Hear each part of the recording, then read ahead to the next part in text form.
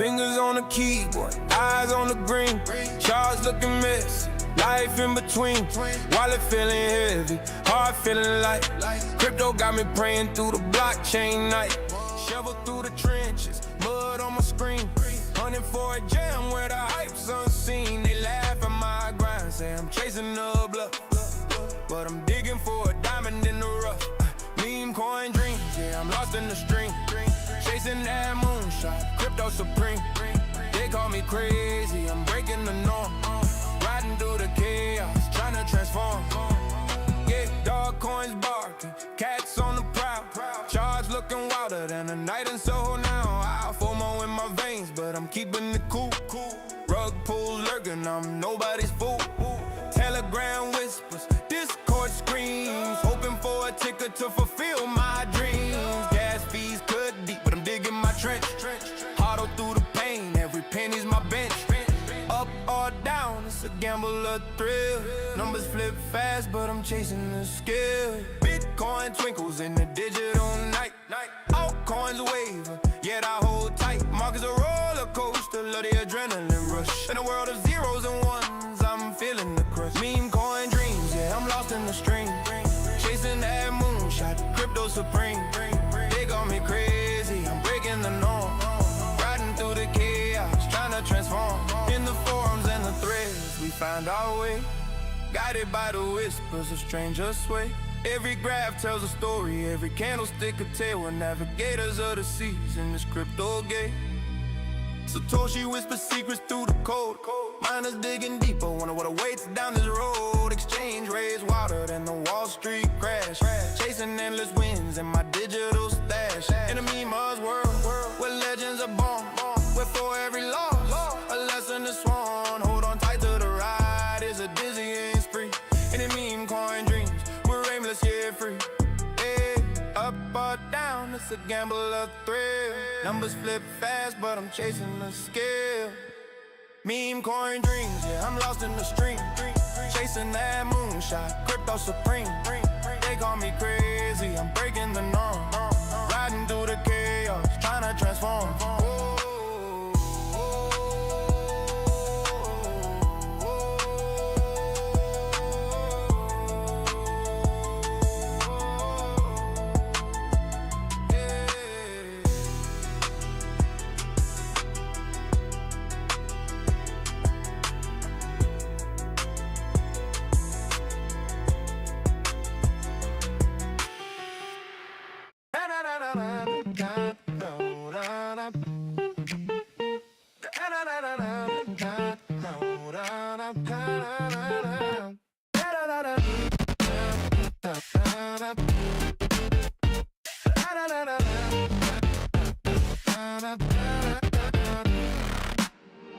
Mick and Mike, they're on the air,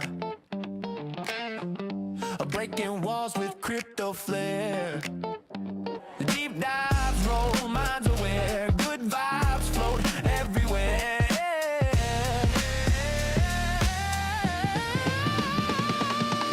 Ooh, adoption pod, yeah, here we go. Crypto flows, let the knowledge grow. Breaking chains, watch the future glow. Adoption pod, they run the show. Adoption pod, yeah, here we go. Crypto flows, let the knowledge grow. Breaking chains, watch the future glow. Adoption pod, they run the show. Yeah. Pioneers with minds so bright, lighting paths in the crypto night. Questions fly, answers ignite, changing lives left and right.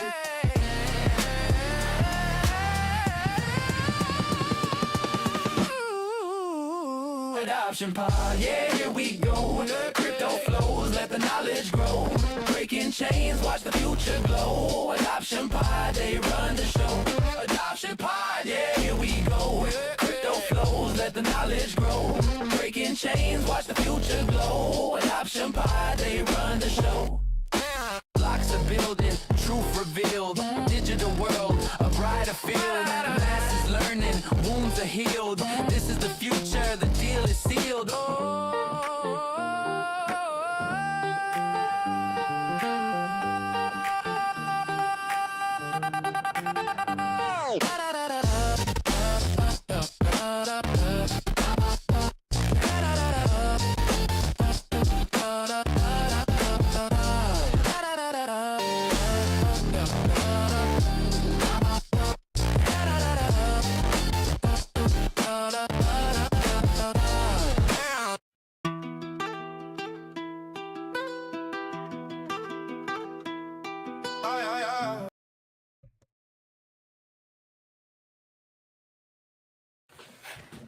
Yo, yo.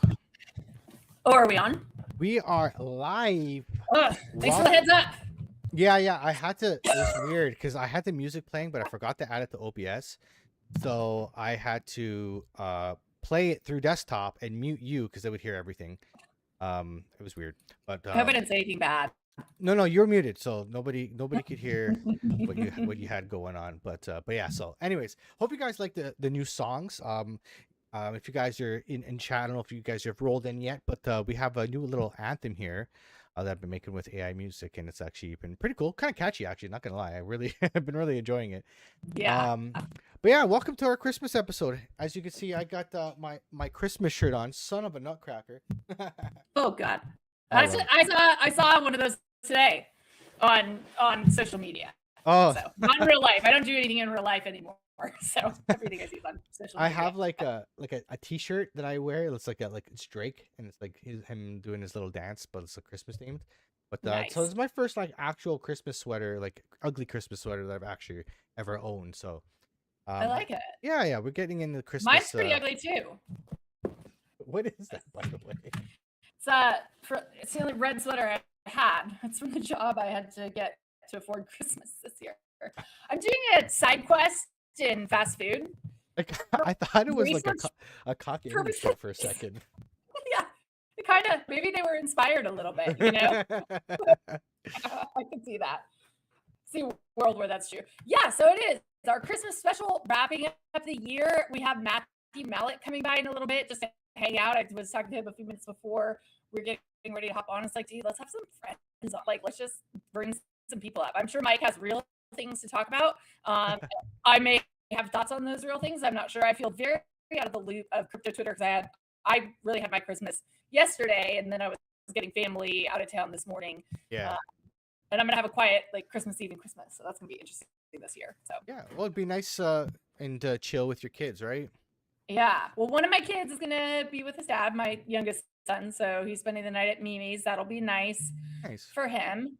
Yeah. It's my first year without him, so I'm a little, but I thought it was the right thing to do and all that. So he's doing that, and then Maya works tomorrow at Chick-fil-A. That's why I actually do have to give this shirt back in about an hour so that she can now it all makes sense. There we go.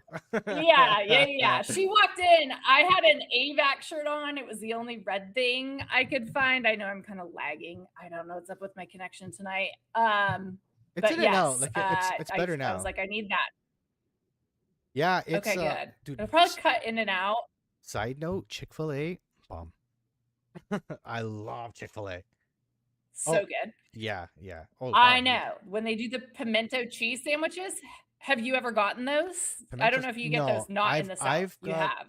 I don't know if they have it where I live. So the one that I just had the basic spicy chicken sandwich with the mac and cheese and the what are they, waffle fries, I think it's called.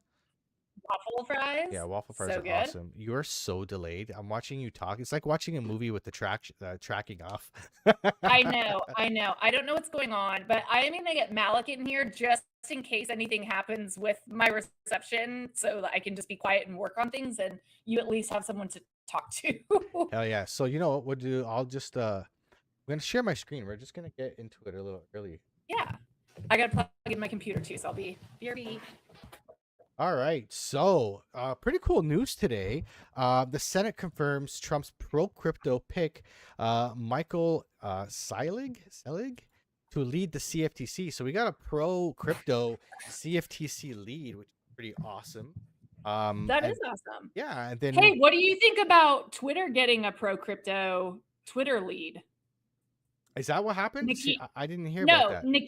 Nikita. I said, what about they do it instead of Nikita banning all of our crypto content. Well, That I would be think that would nice. be It's more of a, great. a Christmas wish than anything. Well, I know Elon Musk said Tesla would take would accept Bitcoin if the green footprint was 50% renewable energy to mine Bitcoin, and I believe we've reached that threshold. So all Bitcoin mining is Wow. 50% renewable. So Elon, you should start accepting Bitcoin for purchases for Tesla Yeah. vehicles and products.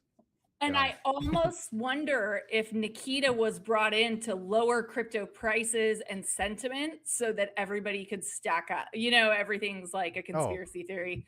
So obviously that was the I don't play. know. Is Make that all a the crypto people conspiracy theory? scared. I feel like that's just normal for I Wall don't Street. Like bring know. the boat back. Like, of I know. course. I know. There's I don't people. know why he filters all the crypto content. It's horrible. You know what? TikTok is the same way. Honestly, I stopped using TikTok. Even YouTube is a little funky with it.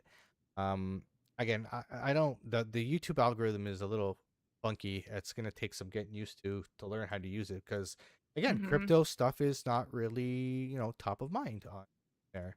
It doesn't really push it out. And same with TikTok. TikTok doesn't really push it out, unfortunately. Or I've heard of people actually getting banned on TikTok. I think it was Melina. I think Melina got her account banned. God, I Yeah, believe it. yeah. Yeah. It's and like she does good content. Like it's not even Yeah, like a I like you know what I know. mean. It's not like some guy just selling Well, you China's garbage. like so anti, right? Like these aren't, Yeah. it's not a decentralized product. We're subject to the whims of the dictator country or dictating country, right? Yeah, Like we yeah. don't, it's weird. The world is changing. We have to live by not only our own laws, but follow weird other laws when we participate in these virtual ecosystems, which really shouldn't be tied to any government, right? Like who regulates all of these new online businesses? Yeah, it's so weird. It's an interesting paradox because we have the most crypto friendly government we've ever had, and Yes. yet you have like all the YouTubes, the TikToks, all the big social platforms still like treating it like it was back when we had Yeah. Biden and aggressive regime. So it's so weird. I don't know, maybe it's gonna take mind you, those people are so like anti-risk, like they don't want to screw around until like. Right. But then what's funny, like one of these days you're gonna see YouTube, Google, and all these big companies getting into crypto, and now they're incentivized to do it. So it's like, oh, now everybody can use it. Everybody can talk crypto. Yes. And well, as you were talking, I kind of started thinking like they are trying to figure out how to get rid of the bots and spam. So they have a huge bot and spam problem, and that is probably most prevalent in crypto because it's easy to steal money that way, right? Like it is a financial, unregulated, so maybe they're just doing it for now. Like maybe they're purging accounts, right? Have you seen what bot farms look like? There's like it's like a Yes. server case and it has a bunch of computer chips, and then every single one is a cell phone. I know. It's and I'm wondering It's actually, so fast, like zooming, like I have a question for you actually. Do you think the introduction of like InfoFi has accelerated that? I am sure that it has, right? Like, because we're creating incentives for people to do things. But whenever you create any kind of incentive, it's going to attract people, anybody who that bar is attracted to, right? So if I can earn a couple $100 in a month for InfoFi, Yeah. somebody from a third world country, that is very valuable to, and they will find any way to be able to hack their way because they can't create organic content. It takes years to become a content creator and compete there. But the real content creators, they're not putting that much effort into it, right? Because it doesn't matter because you're competing with bots. So it's a major problem. Yes, it encourages it, but so does Elon's model. So does the rev share. That's the problem we're trying to solve. How Yeah. do we financially incentivize the value that is like circulating online? And bots are going to be a huge problem. Like it's just when the incentives is there, it's like we had to get like security guards at banks because the incentive there was to rob the bank, and for certain people the risk was worth more, or the reward was worth more than the risk, right? Yeah. So Yeah. you have to put safety measures in control, and I think we're kind of at that stage. Maybe I optimistically hope that's what's going on. Like Yeah, because I asked because I've noticed like been getting on the VDEX the Z campaign here, and I've just noticed some of my replies are very a part of me is like, is it just a language barrier, or is it just AI slop to, Mhm. or just it's not even like creative answers, it's really quick replies to it, you know what I mean? Like it just Yeah. I'm not 100% sure if it's a real person or if it's just someone that doesn't know English very well. So Yeah. I don't know, but it's like it's really hard to like engage with them because it's a weird, like it's a bad reply, and it's like, how do I Yeah. engage without just giving you like a one word I answer like don't reply okay or something, like to them anymore. So personally, pro tip, like you don't want to be engaging with them if they are bots. That will lower your that's kind score. of where I'm going. I just been Yeah. liking it and moving on, and the people that And even actually maybe have don't like it, to tell you really the truth. You don't want them, like the bot is learning by who replies to it with a good account, right? This is AI. It can store all the memory. So it's memorizing every person that interacts with it, and it will keep interacting with that person to gain credibility in their score, right? The people that are ignoring them are lowering their score. So I avoid them. If I see the same person and I start to recognize them, I'll click on their profile, make sure they're real, and then I follow and engage. But you just have to be very selective these days. So this is my goal here. Like Z doesn't think I'm a human Ooh, yet. I need to be human over wow. here. So I've been trying to get up to this level here, but I'm just stuck in this quadrant right Bro, here. I don't even want to show you what quadrant I'm in and how far up and to the right I am on this graph, but I'm pretty much the top right corner. I'm top not top trying to right brag. corner. Yeah, That's amazing. Like I it's know. it's How I'm not hard. more cringe is surprising. I am a little closer to the cringe line than the So, immaculate. so I am a shit poster according to this. I am definitely Yes. hardcore. I'm a DGen. I like that. That's fine. Yeah. This I'm proud of. Amplifier. I like that. Mhm. Hype, substance. I don't know. I don't feel like I'm hype. Do you feel like I'm hype? I don't post hype things. I post No, logical like breakdowns and stuff, which is kind but of like funny. zooming out, this is AI learning, right? Yeah. Like I love this because it gives granular data to Oh, marketers. it's so fun.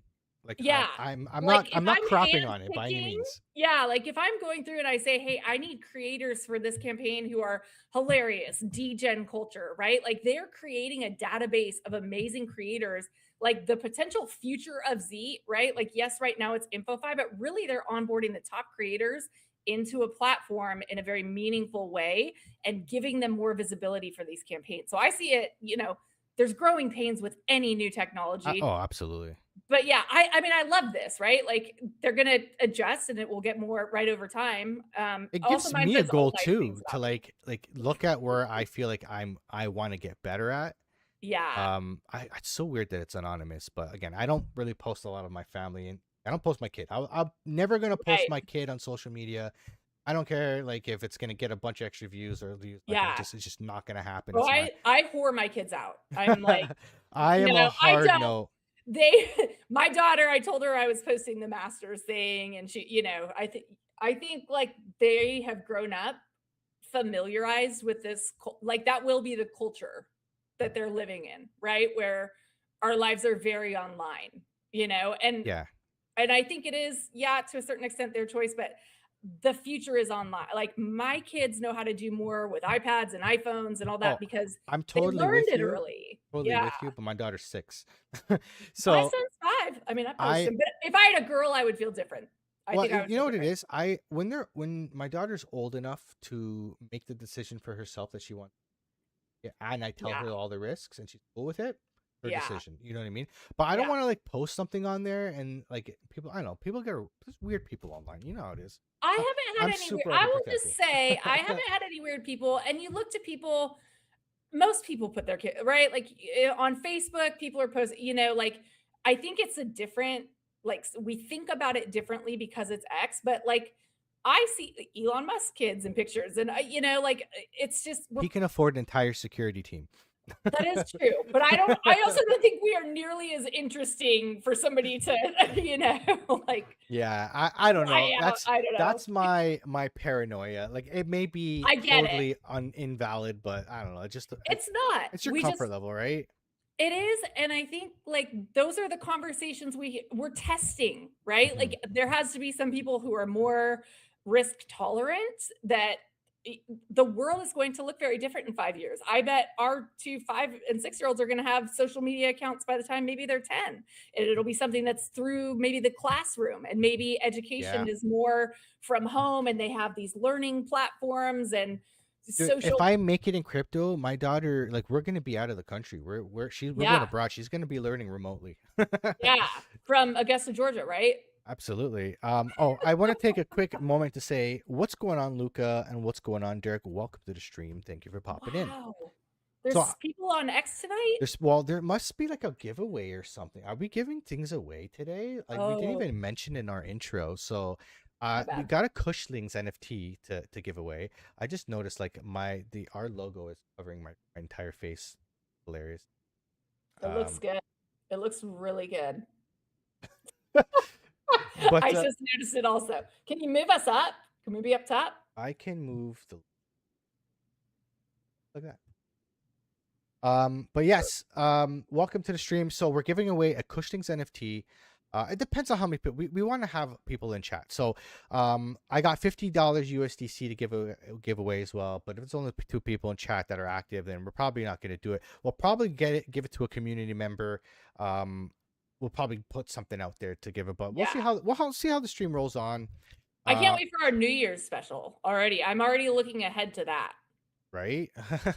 New Year's party. What does it even fall on these days? Is it? Oh wow, it's the 30th. No kidding.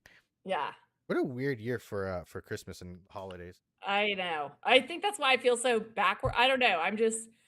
It feels weird that it's over for like it's just the cadence of my Christmas, the build up, and then like the early Christmas, and then I'll still do, like I think me and the kids are gonna go see it. The older kids are gonna go see a movie Christmas night. So thank Nice. you, movie theaters, for staying open, and also Chinese restaurants if I need to take them out to eat something because I am not cooking again. Dude, that's a staple for New Year's is Chinese food. Like it's the staple. Yeah. Well, and I don't know if have you seen A Christmas Story, or what show is it where the turkey dinner gets all messed up at the end? I think it is A Christmas Story, and they have to go out to Chinese. That's so The neighbor's dog gets in and like jumps on the table. I think it is A Christmas Story. So they like have to go out. The only place open is a Chinese place. So like it. that's like the Christmas thing. And then yeah, I'm sure New Year's too, because you're hungover and stuff. You need 50 options Absolutely. of food because you never know what's gonna sit wrong, So you're the giver of credits now on VDEX. Tell me how that's been going on. You guys been onboarding a bunch of trading groups. Man. Yeah, that's been busy. It's interesting. These are groups that we are tapping into from places that I've never tapped into before. So we have a very incredible advisor who's not finalized yet, but coming on, a good friend that I met a couple of years ago at ETH Denver, and she has grown and scaled several centralized exchanges in CMO roles. So she really knows like the playbook and has access to a lot of these things, and she's been very generous to share those with us. So we have started onboarding some fairly large trading communities. We're giving up to $10,000 per community in welcome credit. So like Wow. distributing up, obviously whoever the leader is who's organizing, and then we give them their own custom code. And then if they have KOLs under them, we can get them a code as well. And really they're like building powerful referral trees for the future. Like, we want to make that as easy as possible. And get people a chance to get in on hyperliquid type gains again. Like we have a disruptive technology. It's not just a DEX. And I think I don't focus on that enough, right? Yeah. But these are ecosystem points in Vortex, the larger vision. So VDEX is the token. VDEX is the ticker. I find it so cool. And yes, Dirk said VDEX is by far the best trading platform I've used. Honestly, I used to use Weeks a lot. Weeks is probably one of the bigger exchanges of this year, but I'm telling you, I'm just now hearing of it. Using VDEX, this is what surprised me. The first day I used VDEX, I'm like, just works exactly like Weeks. I didn't have to change the way I trade, nothing. It was just like perfect. As soon as I went in, I did the same thing. Your stop loss, your take profit, the way I like to trade was right then and there on the charts, and it was fantastic. Again, you have little blips here and there. It's gotten a heck of a lot better since when I started using it. There were a lot more bugs, and now like it's crazy to think that this is still in beta because I'm not really seeing those bugs anymore. little I things love here and there, but I new think things all in the year. dexes have these little things. Like, and I'm nitpicking here, where, like, for example, I'll put my stop loss, and it'll hit you out a little farther than your stop loss because volatility is really fast. Like, the chart's moving Yes. really fast, and every single dex I've ever used has that. Even Weeks has Yeah. that too. Like, it happens, right? Yes.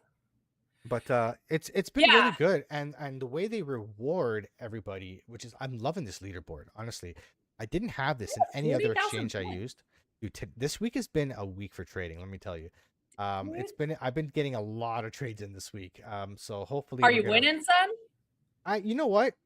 It's so funny. I want to talk about this today too, because Okay. today was a really good lesson. Actually, I learned something today, Oh. and I think it'd be a really good learning lesson for everybody else. So, when you look at my trade history, you'll actually see that I actually lose more trades than I win. But the difference is I have risk management.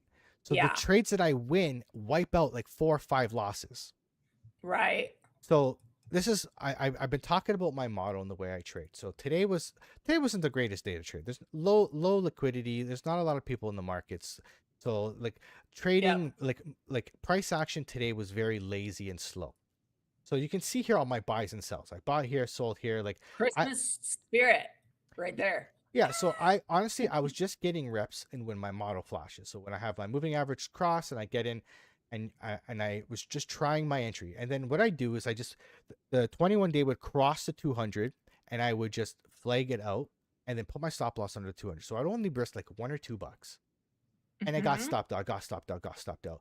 And then at some point during the day, I was like, you can see a big gap in my trading. I'm like, I'm done for the day. I lost a bunch of trades. It didn't work out. And you can see here, like, my trade history, bunch of losses today. Let me go to fill them all for today. Yikes.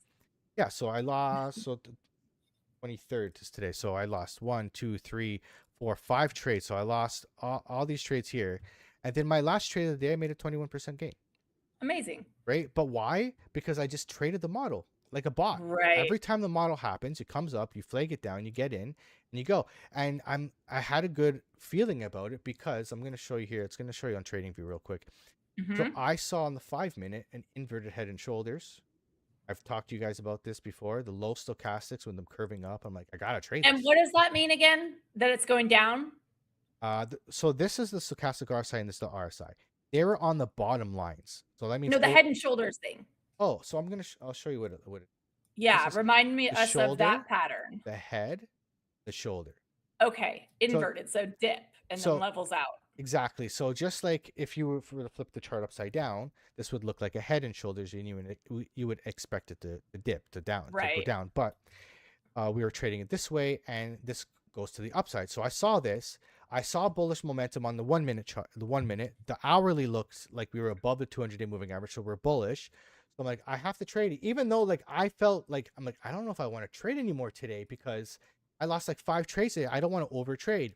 But I said, Right. you screw it. I'm trading the model. So we pumped up, we flagged down, we came back to 21. I got in somewhere around here, and I got this move all the way up to here. And I literally sold the top. Nice. And you can see on the VDEX chart, I sold right at the top. Yeah, that's a beautiful thing.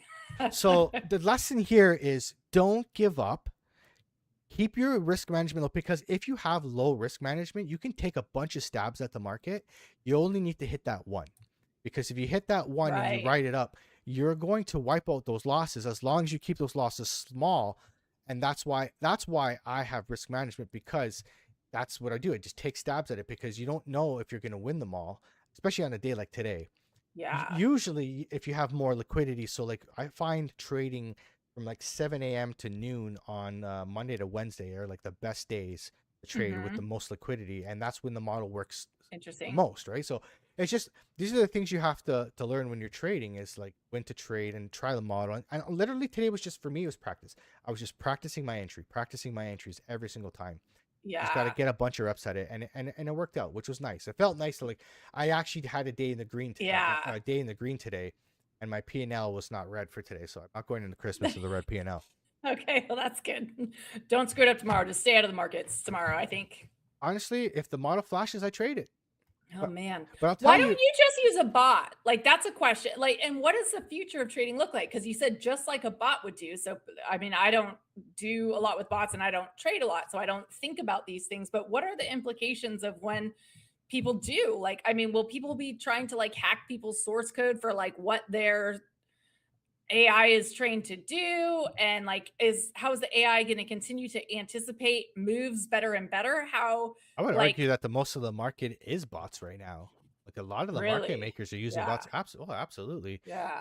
Like these bots, like for example, I know in the trading group that I'm in, the trader has he has a bot, and the bot will just do buys, and you program it, it'll get certain amount of returns. And I've noticed what happens is his bot will like price will go down and the bot will get an entry, and if it dips again, the bot will keep buying on the way down. And then then the more you buy on the way down, the less it needs to move up for you to break even. Right. Right. So that's the bot will automatically find its way out of positions. I'm not 100% like familiar with bots. I don't use them, but I Yeah. know a lot of people do. And a lot of them, what you do is you just put some Bitcoin or some funds in, and it'll go and get those moves. And it's high That's frequency trading, cool. because like crypto moves like so much in one day. Like All day long. if you look at the small time frames, you know, it's moving up or down like maybe a percent or 0.5% a day. So if you're Yeah. getting a bunch of trades in at a high volume, especially, and this is where VDEX would shine actually, Right. because you could get these trades in super fast. Yeah. Get in and get out, and just Well, we have the API ready. So we are ready for people to come in with trading bots. So I can't wait. I wish you would tell your friend in the trading group to come test it out. I'll give well, them some credits, I man. posted my win in the chat.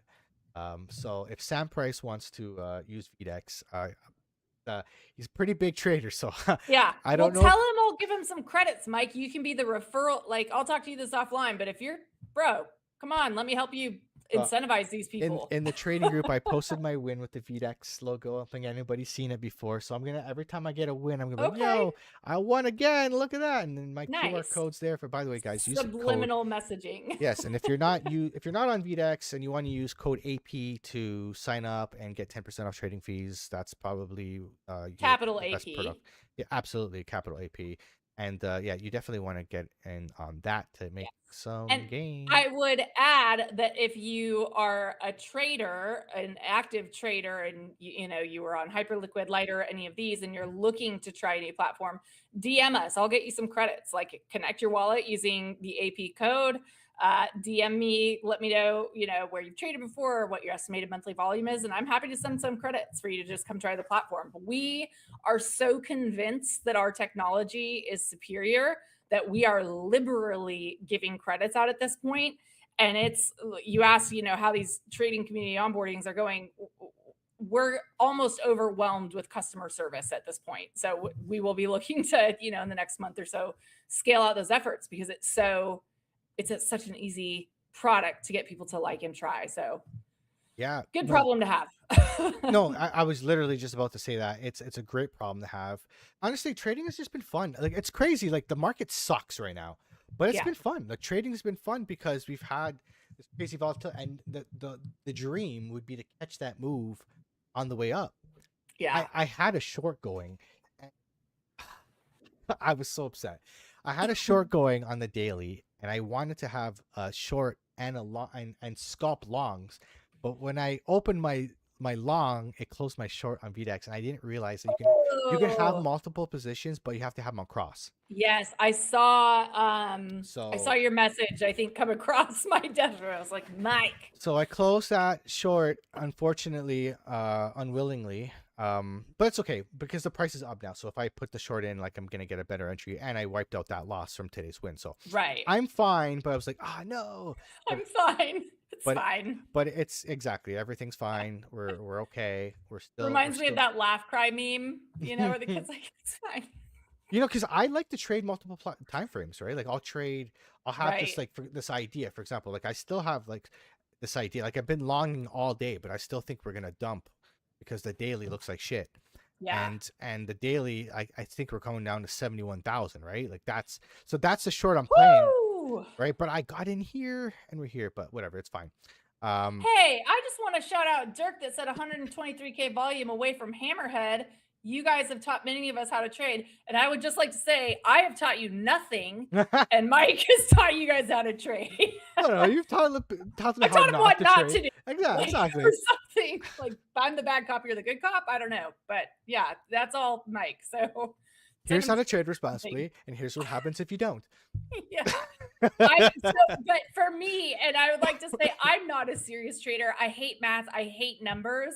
I like doing degenerate things. I like gambling, right? And like for me, as more of a content creator, public, like attracting attention, I do things that attract attention, not necessarily things that will generate wins. So just know anything I post with a grain of salt, it's probably to get a loss so that I can engagement farm the loss, right? Like don't ever, I should put that in my bio. Never copy trade me, ever.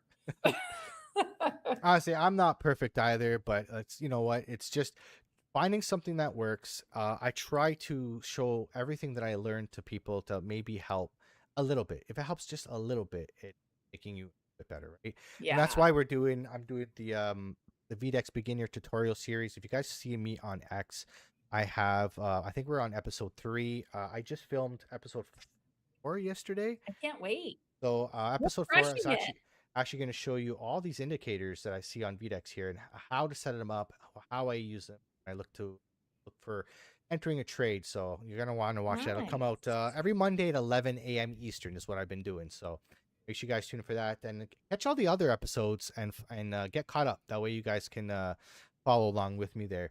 Yeah. ED's BTC, welcome to the channel. What's going on? I can't even see what you're looking at. That sounds good. I'm looking at the Arena chat. I got Arena and X chat like side by side here. What up, Arena? I always forget we stream there because I don't have it on my other computer, so I don't go retweet it. I need to start doing it from my phone though, but I need to remember the password to my Twitter account to log into the Arena on my phone. I had to make a new Arena account because my wallet was screwed up because of my fault. So I made a new account, and you can't unlink your X, so I had to make it with my Google account. But it's there, so find the other modern Canadian, on there and send him a follow. Speaking of the Arena, I just pinged Malik again. I don't know. He said he needed 10, so we'll see if he comes on. But I'd be curious because I know they have a lot of updates that have been coming out. Plus, they have a lot more, and I am getting the feeling, it's funny because watching the cycles in crypto, watching projects go from their peaks, and there's always a peak and then it settles back down and we find like the new norm, which is hopefully higher than the last norm, depending on the market. But it feels to me like Arena, depending on the market, could be a really good play again. And you watched me get into Arena the first time around when I started feeling like, hey, that momentum might I feel like I just get intuition. So I started buying it when it was dirt cheap. Yep. And then I bought all the way up and I made a bag on that. So I may try to repeat that strategy again here soon.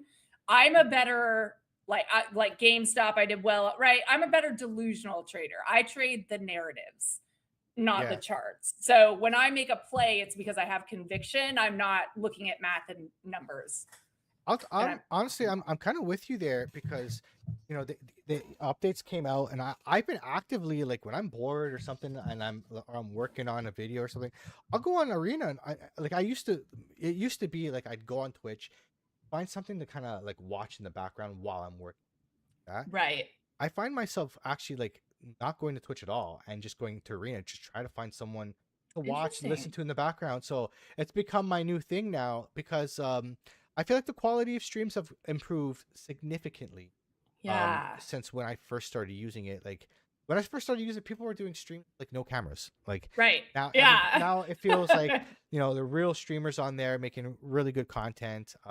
They've done a good job attracting them. Like they're going after some of these creators from other platforms and saying, hey, like look at the money you can make here. And that scales, right? That they are doing the right BD moves that will lead to future growth. And I would say that's the same thing, when Jose had us pivot to more BD instead of, the flashy forward-facing campaigns. They're great for getting that initial attention and establishing yourself as a project in the space. But then, we have limited time and resources and we're focusing our efforts on the things that will pay dividends down the road, maybe not necessarily be like the instant gratification or you feel good about some vanity metrics, but that I see that's the work that the arena is doing, right? Like they're building for the future, not necessarily for today.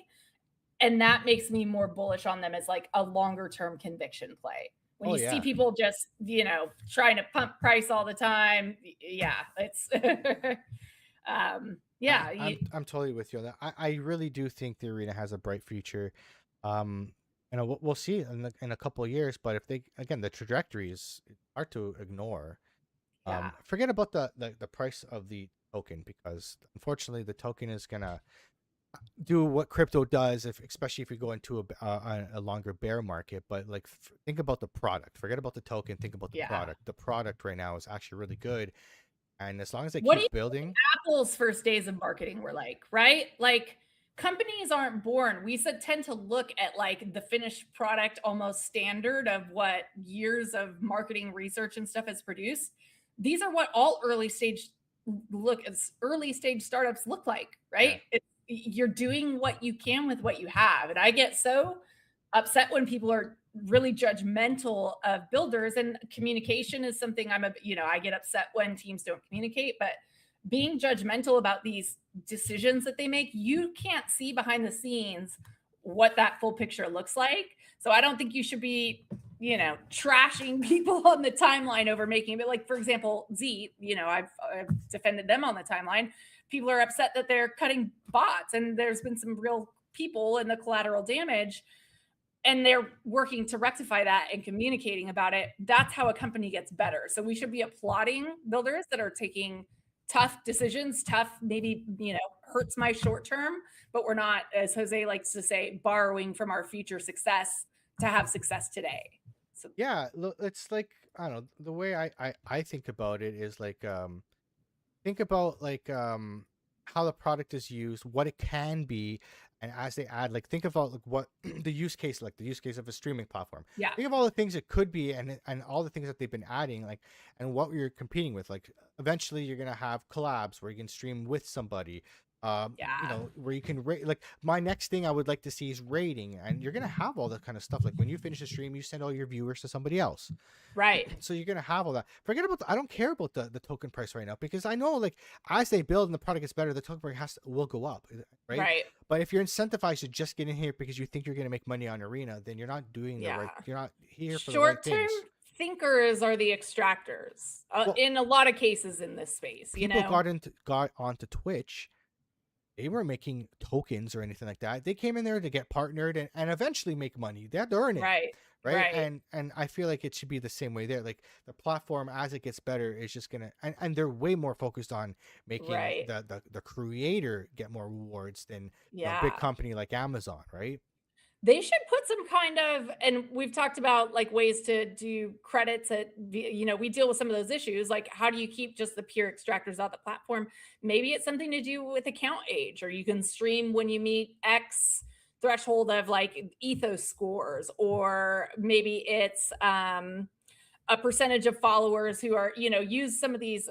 Our advisor Josh Ong suggested this to us today at VDEX. Use some of these ecosystem tools and partners that are working to solve those problems, and have there be a threshold.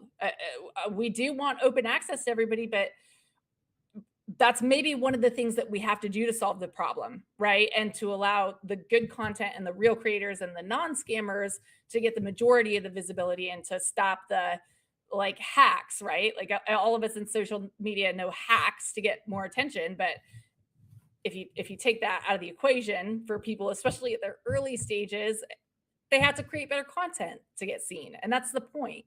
It's all about incentive models. If you can, I'm a firm believer. If you fix the incentives, you can fix the world, right? Like, the reason why we have criminals and corporations that don't pay their employees well is because the incentive is there not to.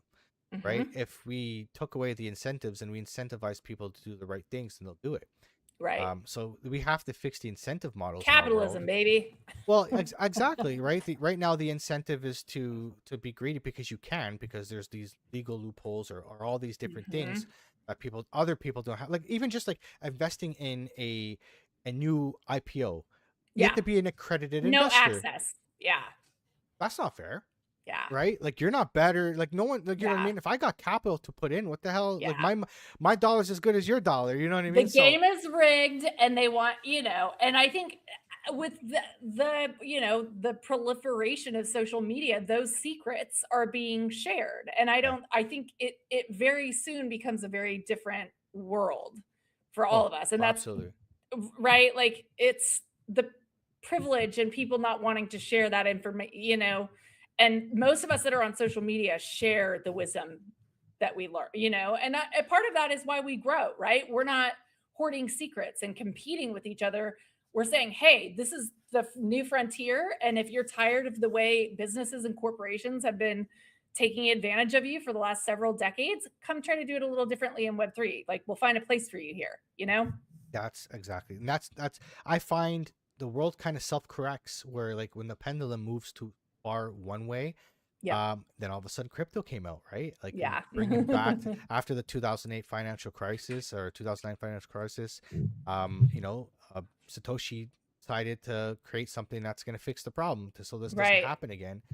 And or to hedge against them doing it because it's inevitable until the Yes. system changes. And it just opened up this whole world of like, oh shit, we can verify things now, and Yeah. now we can fix the incentive The models of the world. implications are so far reaching. Like, he's trying to solve I love the people who are solving the core, and that's how I think about Jose, right? Making blockchain more scalable and adding that peer-to-peer layer, which was always the dream.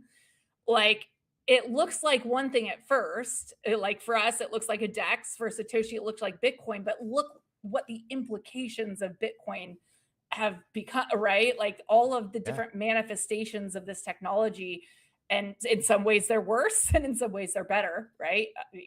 And That's why I we like learn and grow. VDEX, the idea that you're doing the transactions on your device. That was a really cool message when Jose told me that. And it's like it's settled on your device, and as soon as you set the Lightning Network, I already know how the Lightning Network works, so I'm like, Yeah.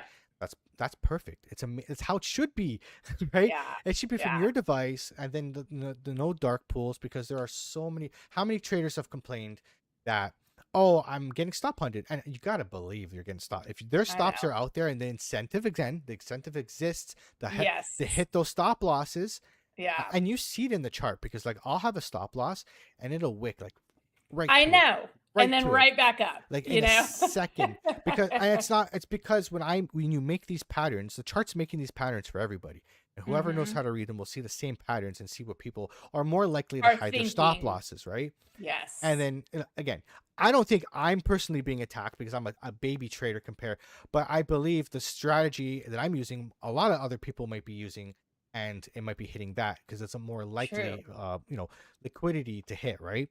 So then should you inverse yourself always? Again, like I showed you earlier, I do my risk management, and then like if I hit one, I'm good, right? Because I'm gonna bring up the chart again because we had Derek asking me if I Bitcoin saw was that. gonna Yeah, go yeah. down. So let me take a look, and we'll do it together. We'll do All it live. We'll do it live. Fuck it, we'll do it live. All right, let me work my way down. So I showed you guys the daily. The daily again, it's still bearish.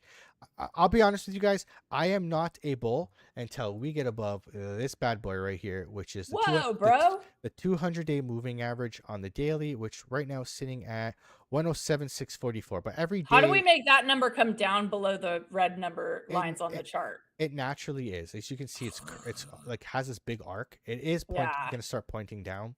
So eventually we're gonna get there. But do we get there and it just hits it and dumps back down? Who knows?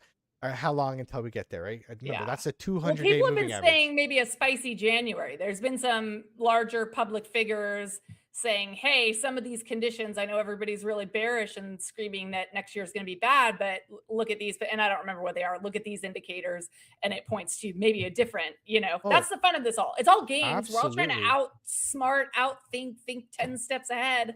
What if we make a W, right? Like we can make a W pattern. Yeah. Right? That's a possibility. Trump did promise we were going to do so much winning. This is what I want people to understand. There's no sure way to trade. There's no sure science. There's no like it's not guaranteed to win a trade because you're trading a bullish pattern that has a high win rate.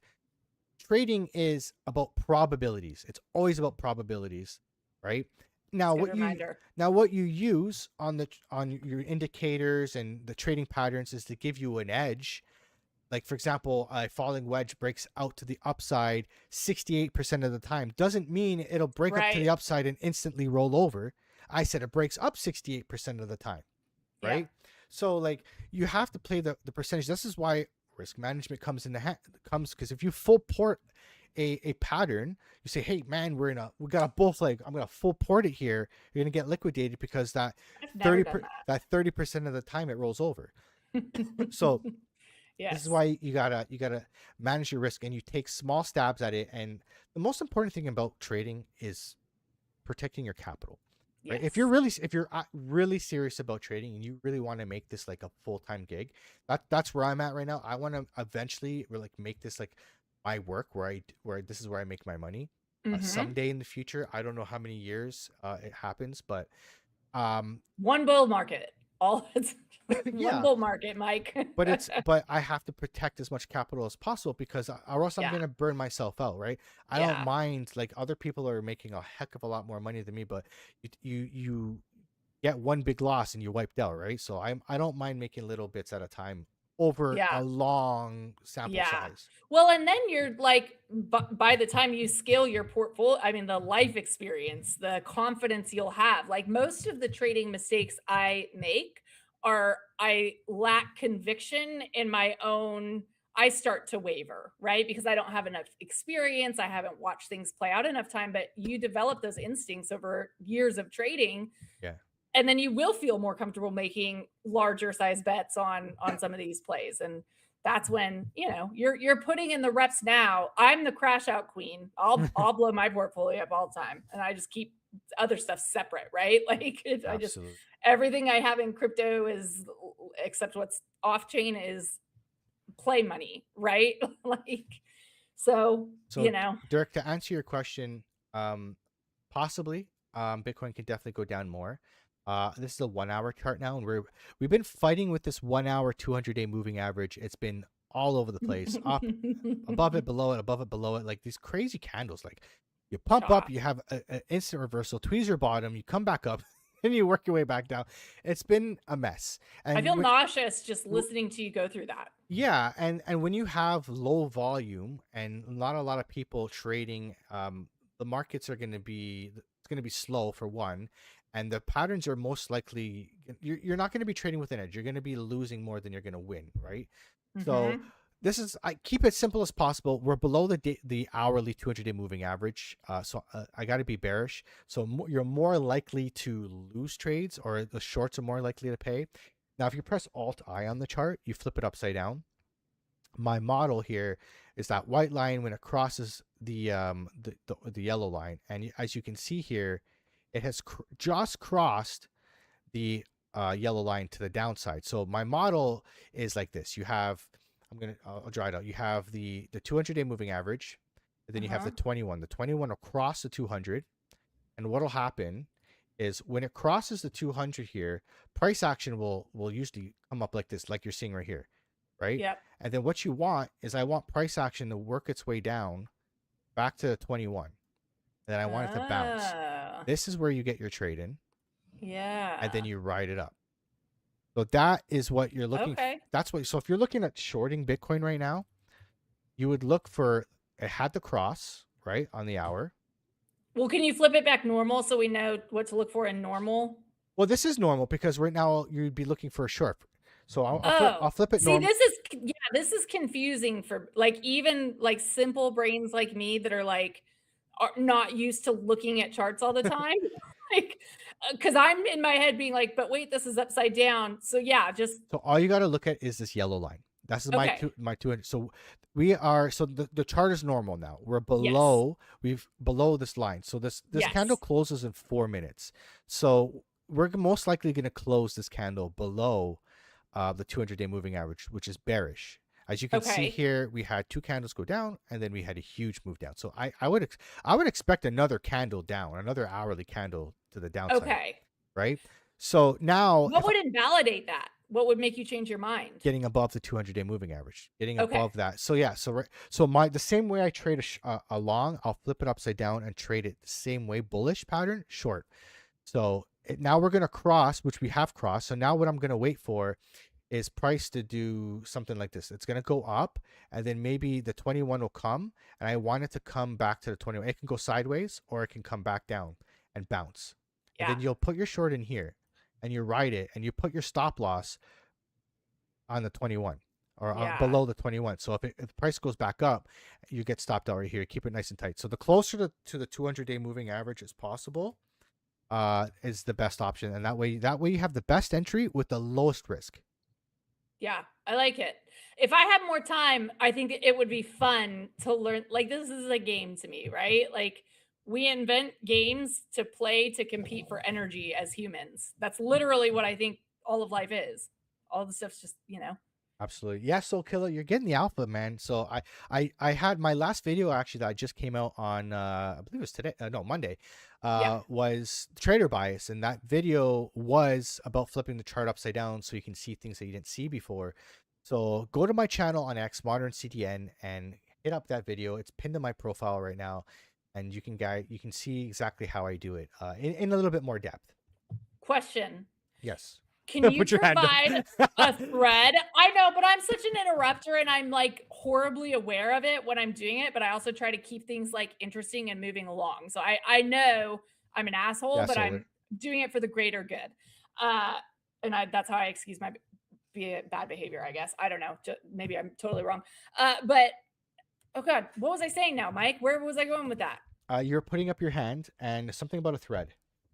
Oh yeah, can you compile these? So take the first video and then put every week's below and just pin the first video and then have every video available in the series and just have that be a running thread where people can look back through all of your... I guess so. You have to show me how to do that because I've been making some threads and no one's been reading them.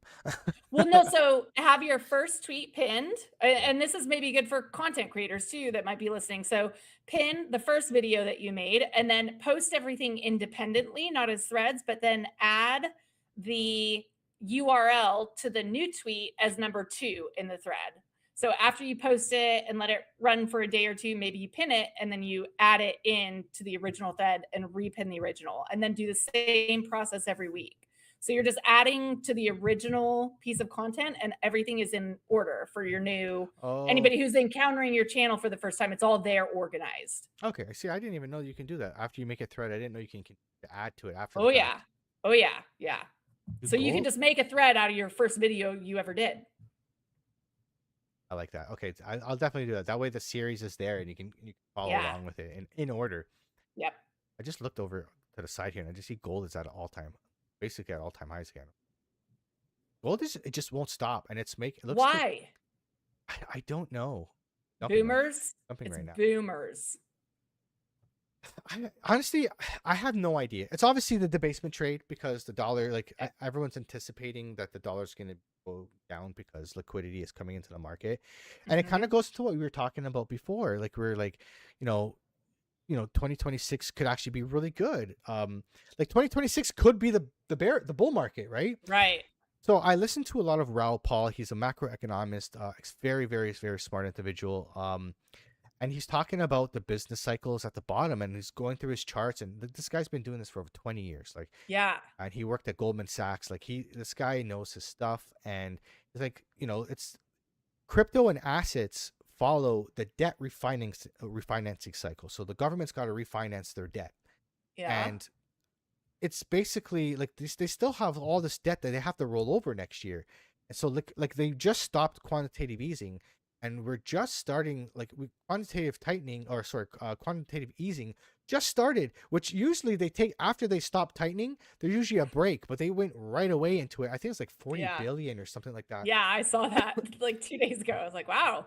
So and then we thought we'd get a pump, and here we are. So well, that's the thing. It's so in my mind, I'm like, if this isn't the end of the bull run, then this is kind of like what we had in 2021, where we had a big sell-off in May, and then for like three months and a bit, we went sideways, and maybe like October, November, December are those 3 months, And then January and February, Yeah. we just start like going crazy. Ripping. So Yeah. you have to entertain that idea. Like if you're an Yeah. investor, you have to really entertain that idea because anything can happen. Nobody knows where it's going, and if anybody says they know where it's going, they're lying to you. How could you position to take advantage of both possible realities? How would you maybe some longer term, lower leverage shorts hedged with longs? Or I saw you asking about, shorting and longing at the same time. And I'm now learning more about hedging through, Jose's been doing some hedging for our decks through different, like, how do you do that? How can you as a trader, for especially Dirk who's listening, how do you implement these strategies in the short term into longer term strategies, or do you not really focus there? Yeah, well, for trading, so I'll tell you what I've done. I've my spot positions. I've sold a lot of my coins to take a lot of profits. I still have some Bitcoin, but I'm also Mhm. started a dollar cost average. So now every month I'm buying Bitcoin because I don't know where it's Yeah. going to go. So if we do make new all-time highs, at least I'm buying and I'm continuing to add to my Bitcoin pile. I Yes. have taking a side seat to altcoins right now because if Bitcoin flips bullish, then altcoins will flip bullish, and I can still ride that wave later. When it comes to perp trading, what I do is I have, like I've showed you, my daily short. So Mhm. I'll trade multiple time frames. So unfortunately, I can't really do it on VDEX I do have two accounts. So what I'll do is I do have another VDEX account that I use, my original account. So on Mhm. my other account, so if you want to make another account, make you sign up with the capital AP so you can get 10% off trading That's fees. right. So And you credits if you DM me. yeah, I'm literally bribing you. you literally can trade for free. Like, hello. You trade for free and you get free alpha. So I don't know.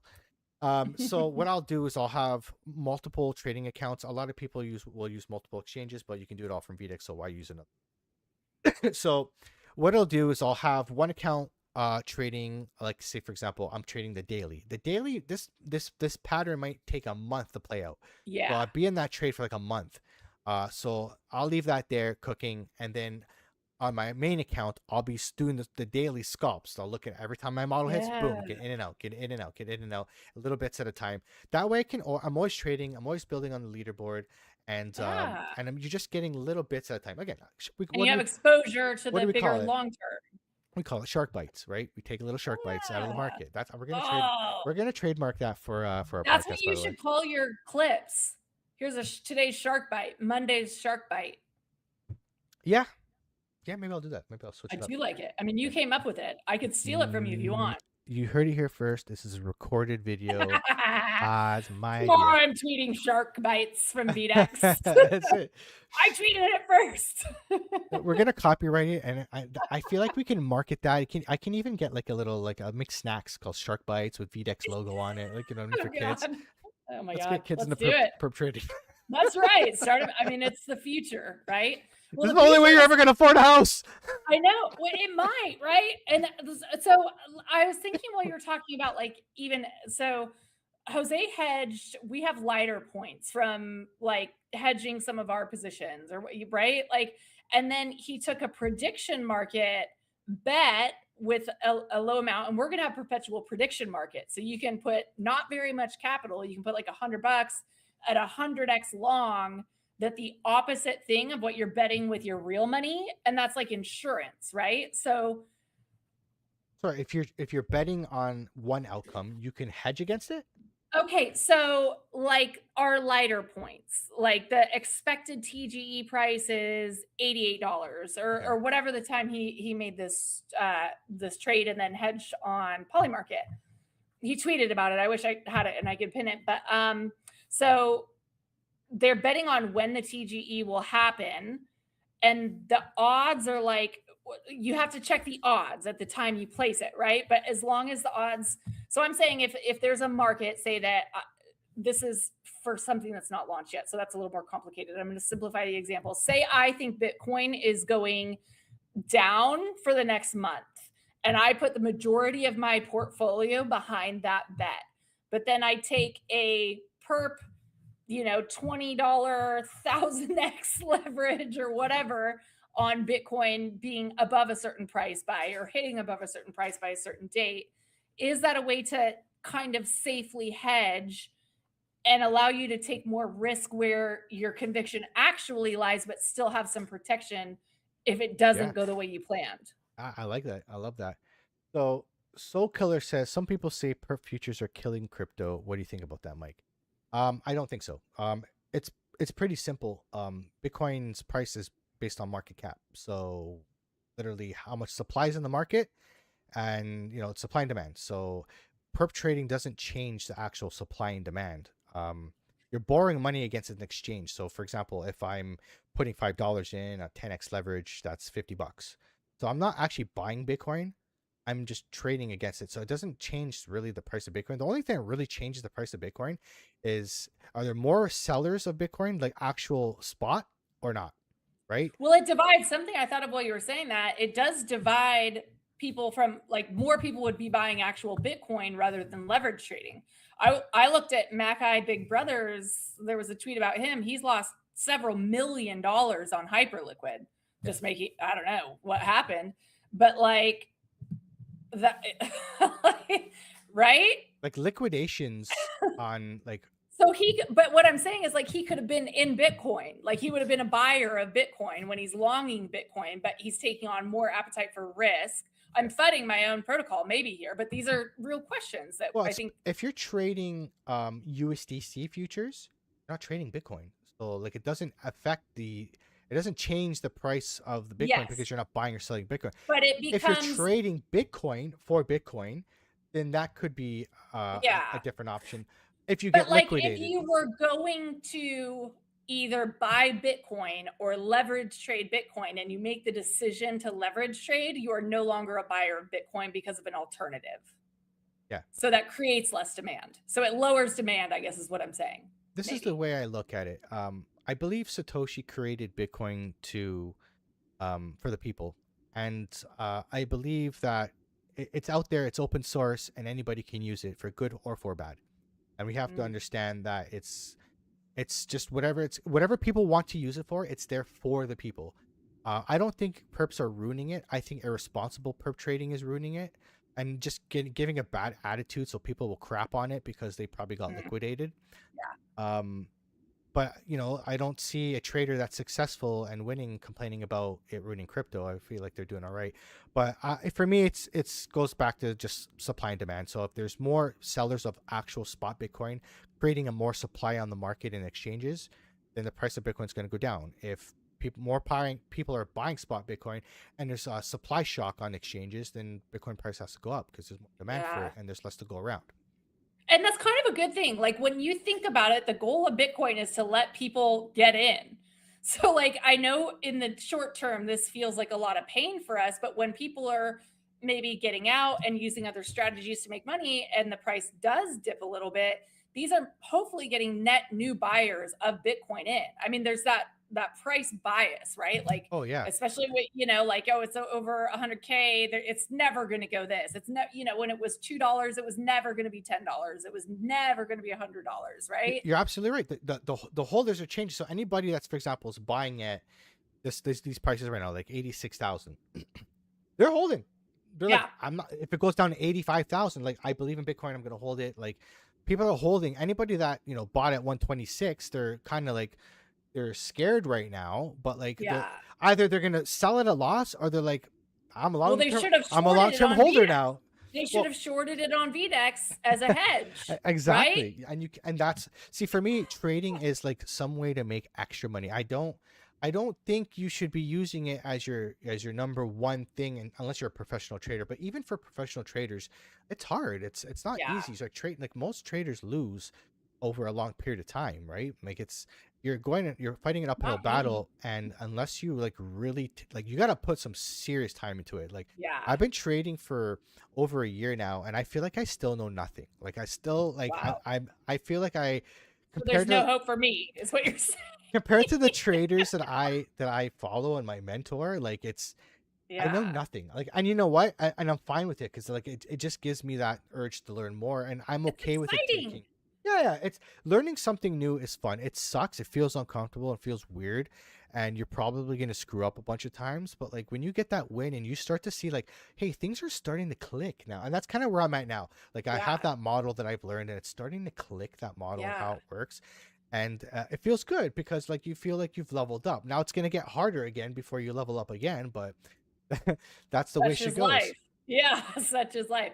And I love that because it like if you can emotionally detach from some of the outcomes of these new things that you're learning and treat it like I'm trying to learn a new game, right? Like trading is a game. At the end of the day, it's a game and you're playing against other players. So zoom out and start to understand the psychology from all the players in the ecosystem, right? And I think go ahead. Yeah, I mean, you look like it's funny. I just you reminded me. I watched a video today, and it was saying like, you know, trading is people say trading is gambling, and it's like, well, it kind of is, because anytime I use capital for some sort of investment, there's risks involved in it. So there's always a when you walk out your front door in the morning, there's risk, Mike. Exactly. So everything is a gamble. You know, when you look at it, like trading is technically gambling, but it's like I think of technical analysis as like gambling, but you know, like a card in everybody's hand, you have a little bit of an edge, right? So now you can count the cards and have an idea. So like there's always percentages and probabilities, and when trading it's really gonna test your mental state, because you have to be able to flip your buys. Like, so I think it's gonna go long, and then something happens where I'm like, you know what, no, now I'm thinking short. So for example, like I'm long above the 200-day moving average, I'm short below the 200-day moving average. And you have to be okay with being fluent and it's not. Why isn't gambling okay? Why won't the government just because they're gambling, right, with our money, with our future? They're the house. They take our funds and they make bets and they put our money in different places that very often don't pan out and have put us in the current financial situation that we're in. So it's perfectly okay for the government to take our money and gamble the risk of all of society, but I can't use my own money to try to improve my own circumstances by understanding and taking certain risks. They want to control you by fear. I don't want to go down like a huge rabbit hole, but like the fear of loss, right? We have a bigger fear of loss than we do a desire to chase gains. And I think that's programming. I think as humans, we are absolutely correct. Yes. Yeah. But you have to understand you are working within an ecosystem that is fear-based. So even if you can see beyond and start making non-fear-based decisions, you have to understand that most of the people around you are still making decisions based out of fear. So you're always there's so many layers to like navigating what I feel is like a shift in humanity from fear-based control to like more empowered individualism, not necessarily tied so much to a certain country. I view chains as countries. Like AVAX is the country I want to live in, you know? You're able to form groups independent of what's immediately around you. And as time and communication and all these things become infinitely more instant and far-reaching, the entire landscape of the world is changing. Curious to hear your thoughts on my ramble. You're right. Like I still fall into the trap of fear. Like I'll get into a trade. I'm like, oh my God, it's gonna go down. I swear it's so hard to keep that under control. It's like, I'm up in the green. Do I take the trade now? Take a little, take that little scalp. Or do I think it's gonna go up more? Like, and like you're fighting those emotions all the damn time. Even though I've been trading for a year and a bit now, I still fight that. And you know what? I'm notorious for selling early. Luckily I got the top today, but there's so many times where I've traded and I'm like, oh, I'm in the green. I have a respectable percentage return. I'm out, and then like it rips all day long and I miss it, and it's now I don't want to get in because I don't want to chase. So like it's a mental game, but I think the more you do it, the more reps you get in, the more you get used to seeing a chart. I've noticed one thing: the more you're in the charts, the more you're paying attention and in price action, the more opportunity you're going to see, the more chances you are going to be successful. I find when I leave the charts, like for example, I work still. I'm a 9-to-5 worker still.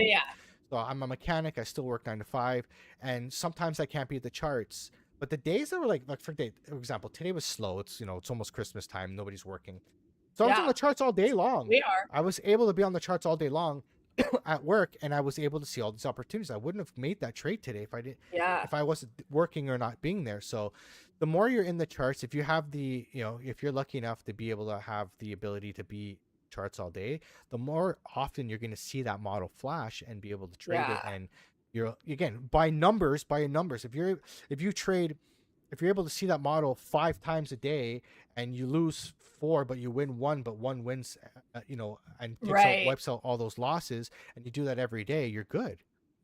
Yeah. And I think too, the metaphor that I was thinking of while you were talking about all that. So my stepdad went to UNC the same years that Michael Jordan did. My stepdad was not on the basketball team. He was a fan and he played in high school, but he didn't start right away, right? Like if Michael Jordan would have just been like, well, I'm not really going to take these chances, or I'm not going to get out there and like play. I know I'm going to make some mistakes, right? But I have to put the reps in. I have to try a bunch of 3-pointers to ever get good at that. I won't even know if I'm good at it if I don't take that shot a bunch of times, miss it a bunch of times, and then figure out what I'm doing wrong, and then figure out how to start making it. And the reason I even started thinking about that is my appetite for risk has grown because I've taken big losses on a lot of things. And then I've also had some extraordinarily outsized wins. And I think that you can never have the extraordinarily outside wins if you're not willing to take on enough risk.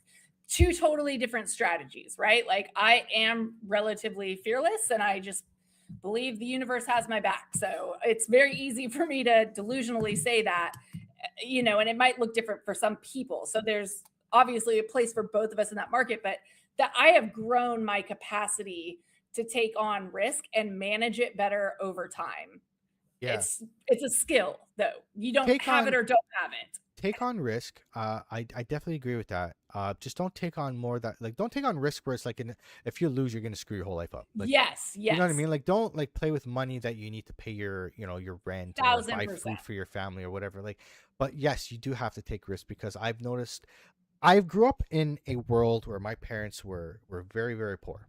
They came from Portugal, very, very poor. They came to Canada and worked really hard and had more than they had when they were children. And because they were very, very poor, they didn't ever want to go back to that feeling. So they were very conservative on the way they invested, the way they did things with their money, very frugal with how they spend. And I've adopted that. So I've been very risk adverse, but I've noticed, and I love my parents, but they did the best they could with the knowledge that they had. Yeah. It was probably the right decision back then. And you know what it was, because your money could sit at the bank and make 13%, right? Right. But like what happened is as I've trusted myself, I'm taking on more risk in my life, especially with crypto. This is the first time I took a big risk in my life. I've done way better. I'm so much more farther ahead in life than I thought I would be because I took that risk. Mind you, it was 8 years of learning, 8 years of mistakes, and that got me to this point. So don't think like you're just gonna all of a sudden take a risk and you're good. You have to be able to get to a point in knowledge where you understand that risk is worth taking. Yes, and can follow through. Yeah. To the conclusion and not get scared out, develop a thesis and it's conviction. Look at what will invalidate my thesis. Have those, if this happens, I need to sell. If this happens, I need to sell. Yes. But if not, I'm holding because the rest is noise. And emotionally detaching from the noise, like stay off crypto Twitter because you'll see the same influencer 5 times a day. We're back at 9 a.m. It's so over at 10 a.m. And depending on if you're in a trade, but make sure you watch the adoption pod. Yeah, that's true. Sometimes I see people like they tweet something and I emotionally react. I'm like, oh, I need to go sell that right now because they just said, and then I'm like, wait a minute, they're just engagement farming and they're trolling, or maybe there's some truth to it, but they don't know any more than I do. You have literally summarized my 2021. That was me. That was me in 2021. You should see my NFT graveyard wallet. Okay, that's also me. Much less and that's why I say 8 years of learning, 8 years of mistakes. I after 2021, I realized like, you know what? Nobody knows shit. Nobody knows where this is going. Nobody knows anything. It's all speculation based on knowledge of where this technology could go to. Right. But the only thing that really matters in a crypto or an altcoin or something like that is users. If the users aren't growing, the coin sucks. If the users continue to grow and people want to use it and the transaction volume goes up, then obviously Right. there's something good there, right?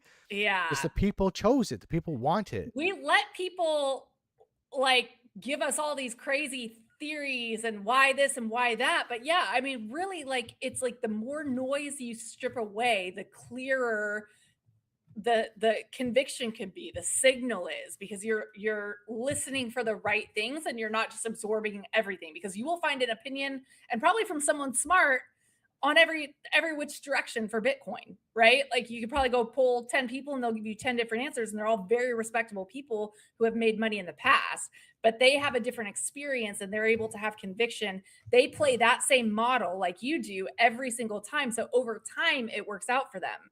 If I'm just reacting to what everybody says and I never learn to develop my own conviction, I'm following everybody into their losses more than likely, right? Like I'm not getting that eventual win. Most of those big influencers back in 2021 were paid to promote a lot of stuff, got in early, Yeah. and they were good, and they probably got allocated those stuff. And I didn't even realize this until I started creating content and getting into the system, like Yeah. learning about how content creators work, how it works behind the scenes, Yeah. all that kind of stuff.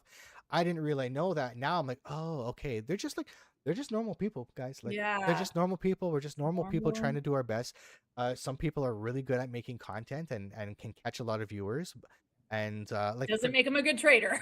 no, like I saw, like, for back in the day when I was playing big time, I made a video. It's like how to make $400 in like in big time. So many viewers, and then I'll make a video on trading and be like, this is how you do risk management, this is how you do your thing, and nobody wants to watch. And No. it goes back. That's why I provide comedy relief and interrupt you, Mike. I had to make a point there. No, and it's absolutely right. It has to be entertaining. It's really hard to get this knowledge out. Like you're telling me, like, do your videos in 3 to 5 minutes. I'm like, it's really hard because to go through the whole process. By the time I like just showing you how to put the indicators on the chart to like 5 minutes. Like we'll clip it and then add the whole video below. Yeah, like, yeah. Tweet a clip and then later link the video, because it is like we can only digest little shark bites at a time, Mike. There's too I see what many. you did there. Yeah. It's so even when you flip that chart on me, right? Like I was so lost, and I've seen you flip the chart and I haven't felt Like- lost, but then I know I was like, wait, we're talking about shorting, but like we're like, so it's like there was a quote that I retweeted a while ago. Like one of the biggest mistakes people make is they think that other people see things the Yes. way they do. I have a right? bad habit of doing that. Yeah, And definitely. it's so we don't, and like developing that awareness that like you are talking to a bunch of people with a bunch of ranges of experiences, and some of them would want to sit and listen to like a 10-minute video. So give them that option. But then some people just like the entertaining bit. So they're here for the entertainment. And some people just want like, tell me whether I should short or long, and I'm just going to degen after you. Right. You're absolutely right. Like again, don't do exactly what I'm doing. You have to understand. I do what I do You're because a I've sleuth. gone to a certain amount of knowledge to understand what I'm doing. Yes. You have to get there yourself. I can tell you all these things, but until you won't know or value or feel the way I feel because you don't know what I know. So you have to get to a certain knowledge point before you get there. And that's where you got to put in the work. Like I look at my sister. I was talking to my sister about getting into crypto and all that. She's like, here, I'll give you my money. You do it. I'm like, no, because you have to learn how to do it yourself. Because if somebody says, hey, I'm just going to dump money into Bitcoin because I've seen that it's been doing so well. When are you going to be able to stomach a 30% drop? Because you don't know. You've never seen this before. Yeah. I've lived through a lot of them. All right. I've gone there and but I Yeah. also understand at a fundamental level, because the government prints money. Right. All assets go up because that's the Yes. result of fractional reserve banking. But that took a lot of books of reading to get to Yeah. that point. And And even just see it play out a few times, right? Like it's one thing to read knowledge. It's a different to be like, oh, I read it and now I'm watching this Exactly. pattern play out. you have to live it. Like I can tell you all the trading things, but until you actually go there, press the buttons and learn it for yourself and try it, you won't know it. And then you're going to make mistakes. And then what you should be doing is making mistakes and analyzing, what the hell did I do wrong? What can I do better? Like, did I, was the stochastics high and I got into my position where they should have been low? You know what I mean? Like, Yeah. there's you got to go back and analyze each one of your trades and what you did right or wrong. What was my emotional state? Did I sell too, or 'cause I was too worried? Like, you have to Self-awareness is like the reflect. key to life. You got to reflect on your trade. And again, it's a lot of work, and a lot of people just want to make the money but not put the work in. But Yeah. obviously there are outliers of people that get rich quick, but like I don't think that's going to happen in trading. That's what goes viral, right? Like there's a reason that things go viral. It's such an outlier that everybody engages with it. But then in our minds, it like normalizes like, oh, people are getting rich in crypto. Maybe 10 people did that thing that you're talking about, but the majority lost, and Yeah. this is a stage. You have to be aware that everybody has an agenda, including you. And don't be mad at people about it, right? Like you're here for something. I'm here to make VDEX successful, and the choices I make along the way reflect that. So that's my point of view that I am coming to the space with. You need to fact check everything I say, everything everybody says, right? Like we all have our own. That's the core thing of Bitcoin. Don't trust, verify. That's right. Yeah, I love that. And then I was going to say the only other thing is like you become a master by choosing the same thing over and over again. Yep. There's so much in this space that like, and I that's what I'm guilty of. And that's why I'm not good at anything but marketing. The thing that I spend all my time on is degenning on crypto Twitter. So I've gotten good at that. I've gotten good with people. I'm not a great trader unless I'm, with Reddit Wall Street Bets days, I was online all day, living it, right? I can't do that now. So I'm not good, and I don't try to be good at those other things. I use those as side quests that fuel my main mission. So if I can make a stupid bet and lose a little money, which I would do anyways, and then get some engagement from it, I'm going to do that because my goal is different than your goal. My goal is to make money from my job. Your goal is to make money from trading. So everyone has different goals. Absolutely. So I was looking at Soul Killer. Soul Killer was saying, so the ones that show they have crazy gains, they aren't really making that, or you just think it's overall market. Dude, I think a lot of people will post their wins and not all the losses. I'll show you I'll show you all my wins and losses right now. Look, I am like, if you look at my trades are more losses than wins, but my wins are usually bigger than my losses, right? So we have a bunch of bad losses here, then I'll win $3 here. Like, again, I'm trading with peanuts here, but then I have these losses, but then I have big wins, $8, $13. And why are you tell about all the points you have, right? Like, so this looks like, and this is a new account. Like I only started here like on the 6th of December. Like I'm just getting started. My other account has more positions. But again, I get because I use risk management, I can lose a bunch of more trades, but I'll get one trade that, like today, I had a trade that wiped out all my losses. I made 5 trades today, and my 6th one took out all my losses. And how many V points that convert to VDEX did you earn, right? Like, so I've been getting. I was 96 early today. Somebody got me down to back that, so I'm 99. I'm top 100 this week. Okay. So we're getting there. Getting but there? In like a couple weeks, I've gone up to almost $100,000 in volume, and I should be at 100,000 by probably the end of the week. Yeah. And so you're stacking. That's like by teaching yourself and putting in these reps. Not only are you learning a skill, you are helping improve a protocol, new technology. You're giving feedback to us. You are earning essentially. I'm not going to say the E word in a company. Quitty. Kind of like whatever we do here, like there's value you're accruing from doing that the company is rewarding you with, and then that will be hopefully, that's how the people make it in this space. They align they focus. They're like, okay, I want to do this, you want to trade, so you're finding a way to make money while trading, but then also earn by creating content around that, by earning points on platforms that have farming so that you build, like ownership, right? That's how you get ahead in this space long term. But we're all chasing the pumps, and influencers chase what's hot, right? We are incentivized. My incentive is to do dumb things that will get a lot of attention, or like, make a bad trade, right? Like, you're absolutely right. Again, it's different. Again, you're monetized on X, and you need to keep your engagement stuff. They'll get funded. All right. I'm not monetized on X, so again, I'm in a different spot. You're in a different spot. I work full time, so I have an income coming in, so I'm safe. Yeah. Again, neither here nor there. Like, it's not.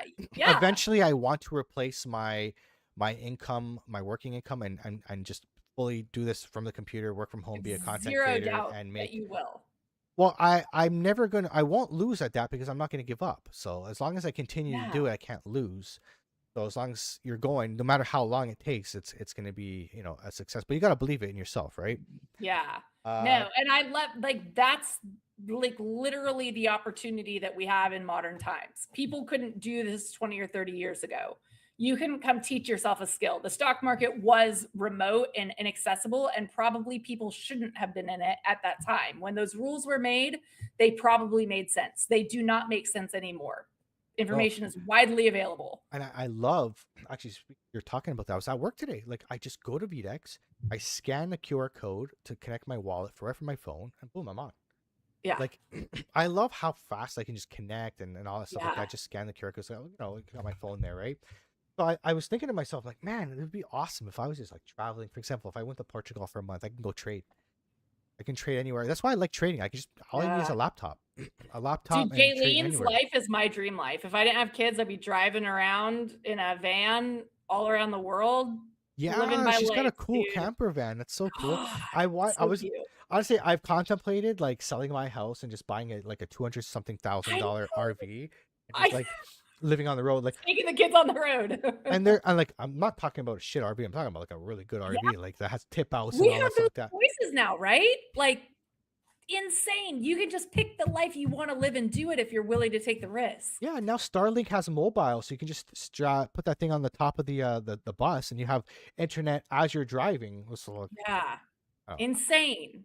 I'm very close to doing that. Like I don't know. We'll see. We'll see next I birth would love it. cycle. Dude, imagine the content. I think you should start doing it now, man. Take your family homeschool on the bus, like show the story of I'm transitioning my life to a mobile one. Like I don't have to, and I yeah, would whatever. love to do that, but I'm Do so or worried don't, but about taking my good daughter content. away from like I know.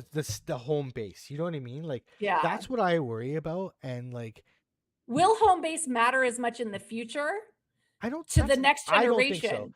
I don't think So so, the kids especially that with are AI. Yeah, so the kids that are normalizing what the future is going to look like now will be more successful in the future.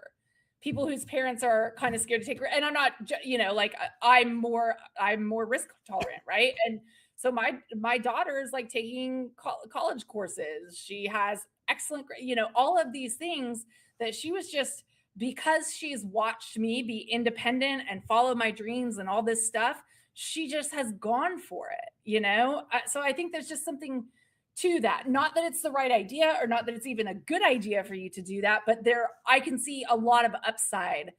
That's something every family would have to make the decision for themselves based on, Well, I believe multiple I factors. do agree with that. I do agree with that. So this is the thing. I don't believe in the school system.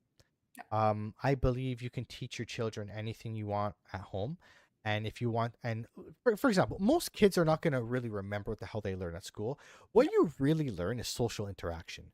It's about how you learn things from your friends, or like this person treats me like this. I don't like these kind of people. I'm going to stay away from these Yes. people. Or, this friend was really nice to me. I love that. It makes me feel good. I want to hang out with more of this person.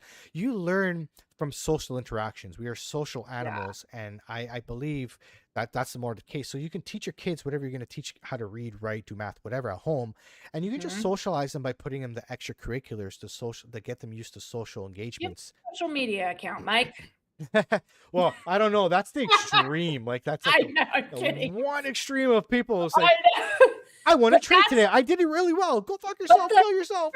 Could look like that, right? Like real travel could become less important, like being physically near.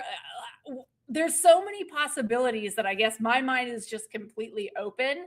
And I'm probably more like, Elon, like let's do the radical thing and chaos and see what happens. And it's good that there's people like that.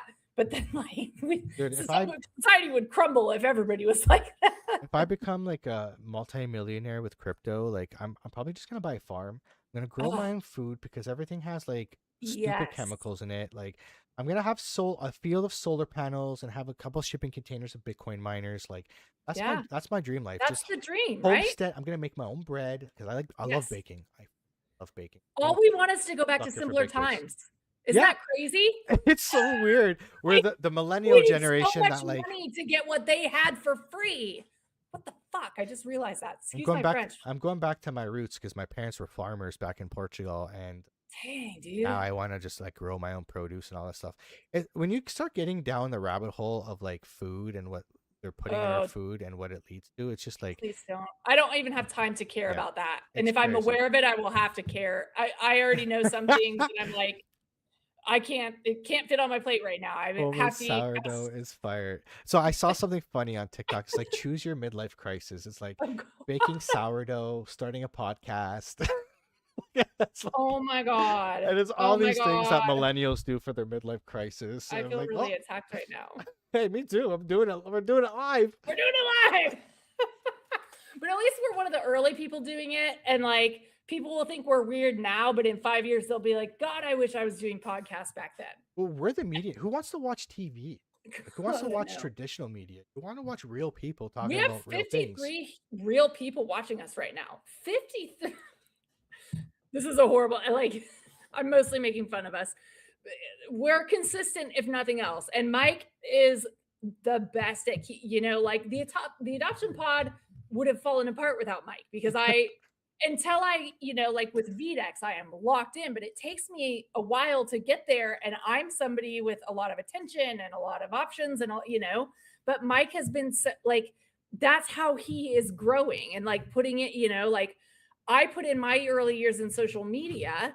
And so now that's kind of autopilot for me. And this is, you're doing that part of the journey now, but you learn the skills first. We're figuring, what is it? We're finding out or looking around and finding out. Yeah. FAFO. Yeah. So and doing it like learning out loud for other people. And that's, at the time that I was learning NFTs, I was learning community, and I made that very vocal. All we want, I think the reason we want to interact so much as humans is like to see if we're doing it right or to see if there's better ways to live. Like if we didn't share that information or be socialized, people would all develop in, little villages, and we'd have a lot of weird, socialized. Would people actually develop? We go backwards. Oh yeah, they wouldn't. But like you have Neanderthals again. But like with COVID and like city and all of the problems that like connecting the world physically has caused to like Mother Earth and all these other things, not to get all like hippie on you, but like there's been a lot of collateral damage to connecting everyone. And if it's easier on the environment and less physical violence and, shopping, the mall you can't go there. There's shootings there. Yeah. Right? Like the public is scary. I don't want my kids going out there. It's crazy. I think a lot of those things stem from when the money gets debased. I really do. From all the studying and history that I've learned, like this stuff has happened before in other civilizations over time. Yeah. Crime rates go up because, again, if people are desperate, they're going to do things to feed their family. Like if I got no money, you can't blame them. And I'm going to feed my family. They're making the best decision for themselves at the time. Yeah. Right?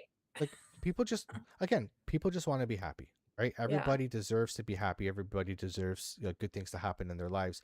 And it kind of sucks that unfortunate to you just so happen to be born into a system that does not have your best interest at heart.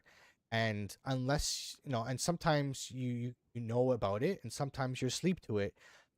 If you're in crypto, you're awake to it and you're trying to make a better life. That's why I really love crypto. That's why I really love talking to people in crypto. I know. Because everybody's here trying to make a better life, and they're not asleep to, the crap that the government is doing with our money. So on that note, our health. Well, yeah, exactly. That's why we have RFK. he's gonna fix it, right?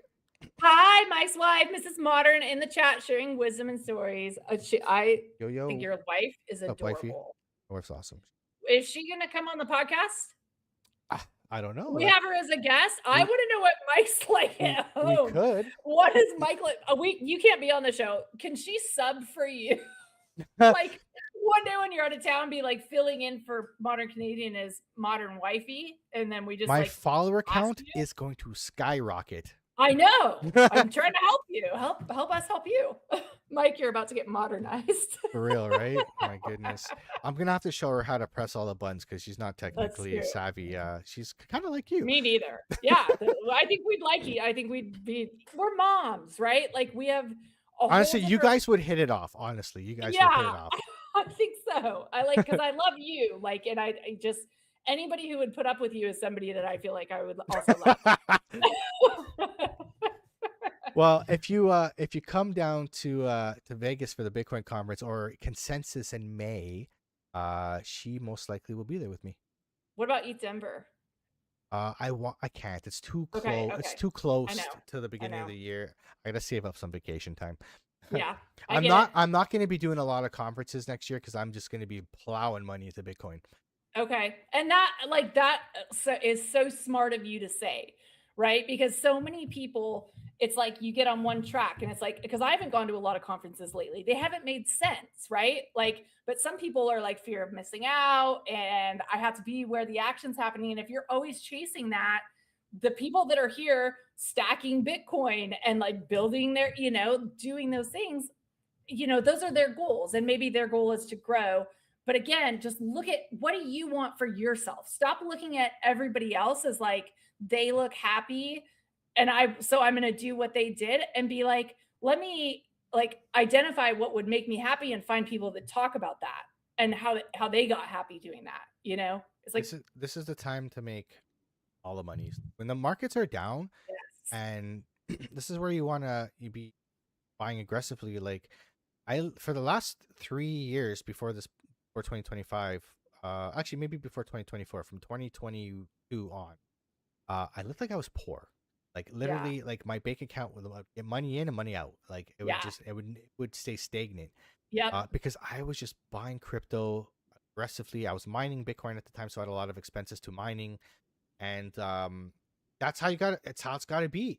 And then 2025 rolled around and rolled over, and like new all-time highs for Bitcoin. Things were good, and I started to after 3 years of living like I'm poor, I splurged a little bit. I did some traveling. Most times I've ever been on a plane in 1 year ever. Yeah. And it was good, and and now it's crunch time because like for me, like my goal is to be a multi-millionaire. So like I'm gonna go back to living like I'm poor. Yeah. And not spending a lot of money and putting all my money into investing because investing is the new saving. My parents saved their money because their money would grow at 13% in the bank. Yes. Our banks don't do that anymore. So I have to put it out into the market and take that risk. Like you said, more risk and, get that return because that's we're just all borrowing from the future. All of us. Yeah. In that sense, right? Like But the problem I have though, like, and I don't know if anybody has the same problem. When you're thinking for the future so much, it's really hard to be in the present. Yeah. I've programmed my brain I to know. think long term. So every time I make a decision now, long term, am I going to eat candy? Am I going to do this? Am I going to go? Whatever I do, I'm like, and it's hard what to are the enjoy, implications in like, the future? Yeah, exactly. the life happening now. So I'm trying to get better at enjoying the now and something like that's why like on weekends I'm not really active on X because I'm with my family. Because like especially it's really busy during the week, especially with school. So I do my thing on during the week and the weekends. Like I'll pop in here and there when I got some time. But like, it's family time, and am I sacrificing probably engagement and the algorithm on X? Yes, but No. it's worth it. Well, probably because I'm not there. Like but it's like you have to look at your whole life, right? We can't all be the best at every single thing we do, and there's trade-offs, and you're making trade-offs that make sense for your situation. So like all people need to just be okay with the decision, like sometimes I feel bad, like I'm too busy, like, being a single mom. And it's like, okay, well, the alternative to that is I don't make very much money. I go to a job that probably makes me super miserable. So I'm not inspiring my kids because I'm not passionate about what I do. I'm like going through the motions of life. Would that be better for them? To me, I don't think so. So I sacrifice some of the time because for me, that makes the most sense. For you as a married person with like support and help, and you don't have to do that, right? Like you have different circumstances and you're making the right choice for you. And all of us need to be like more understanding of other people's decisions and understand we have different sets of circumstances. That's why I would never, like I post my kids, you don't, right? Different strokes for different folks. That's right. And like the world would be so much better if we could just get that message to our thick schools instead of politicians constantly saying, no, the people on the other side, you have to defeat them and fight them, or the world is ending. So I have something to put out there for everybody. If you don't understand what people are doing, try to find out why. Try to find out why people think the way they think and why people do things the way they do them. And then you can, like, instead of just judging people for like, oh, that's really weird, why would they do that? Try to understand why. And be more compassionate into, why they do the things they do, because everybody has reasons why they do, because everybody sees the world through different lenses. Everybody lives a different reality than you, right? Yes. And you can change your reality, which is really, really awesome. So keep that in mind. By taking risk, and by, putting yourself out there, all the things that we're talking about.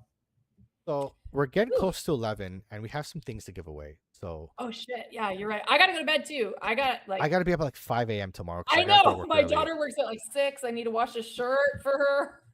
I'm literally going to bed as soon as we're done. I'm like walking off and going straight to bed. And then I'm gonna be on Twitter until 2 a.m. All right. So what we'll do is we're gonna go. What do you want? So we have the USDC. Let's do 15 VDEX credits too.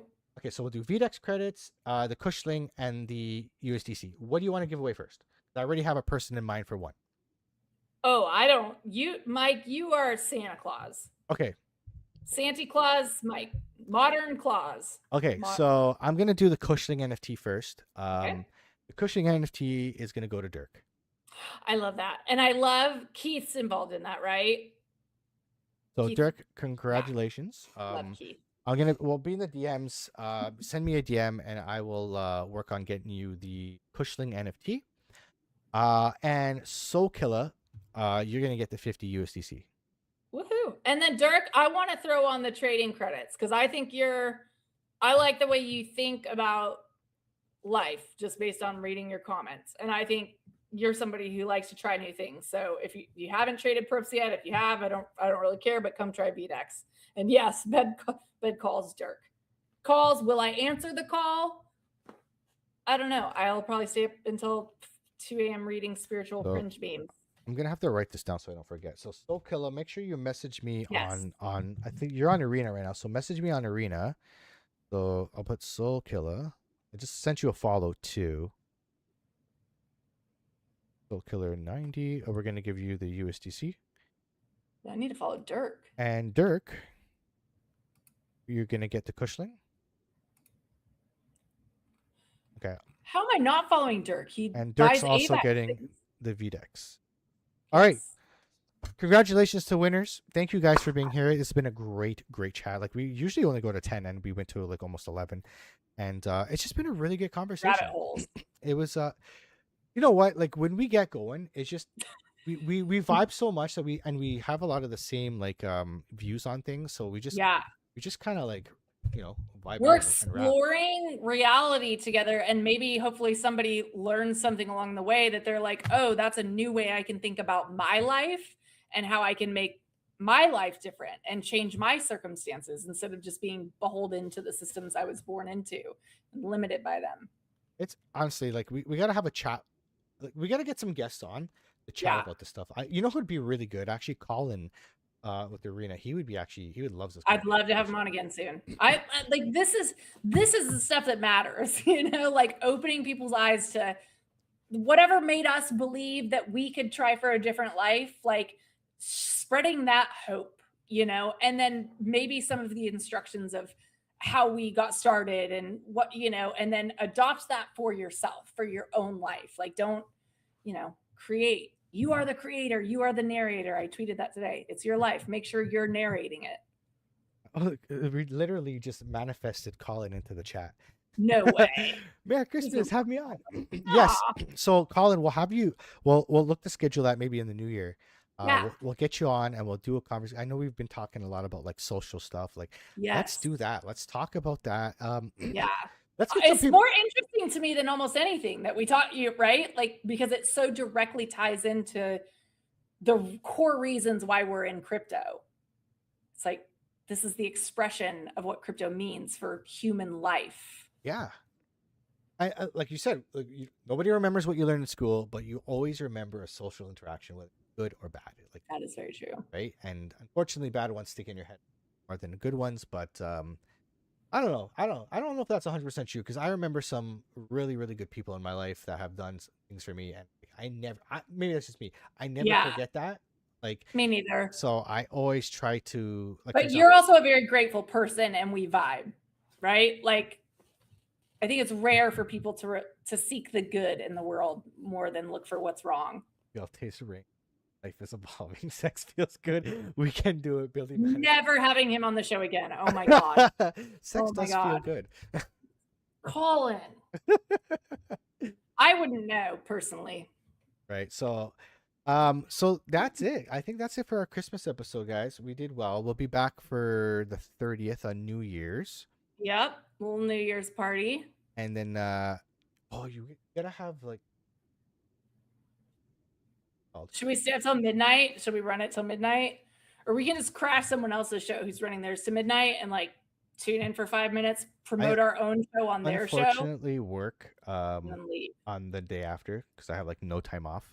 I've used all my vacation. We're empty. I'm working right till New Year's Eve. Oh, Yeah. God. I'm gonna be so tired for like the actual New Year's. Yeah. Whew. I'm We'll not make gonna it be work there. though. I We'll do just it got live. here. You came in here late, Colin. You Yeah, should have been Colin. here at the beginning. We did giveaways and stuff.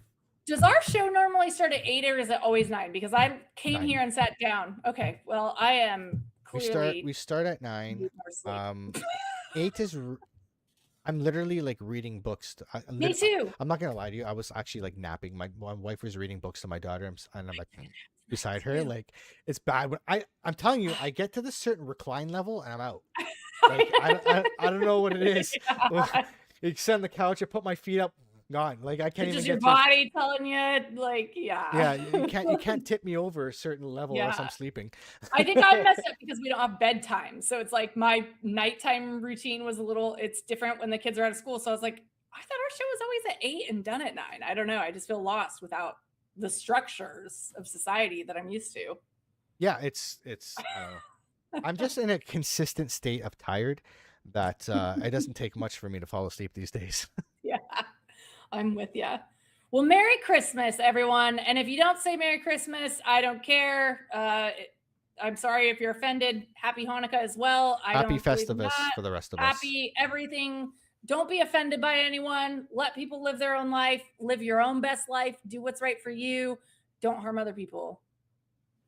All right. Well, thank you guys for coming by. For all that won today, make sure you hit me up in the DMs. I did write you guys' usernames down, so hit me up in the DMs and we'll organize getting everything to you guys. Thank you so much for coming by, and we'll see you in the next one.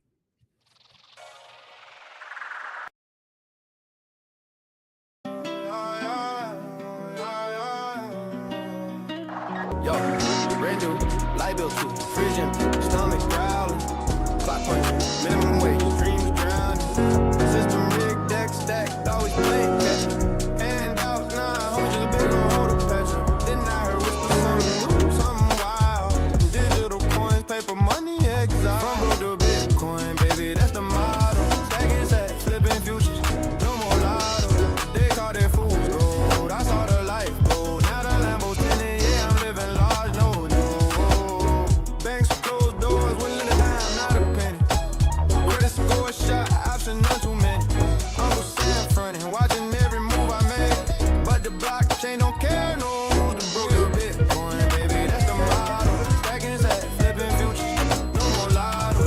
They call it fool's gold, I saw the light gold. Now the Lambo's tinted, yeah, I'm living large, no joke. They still sleeping, talking about fiat, inflation creeping.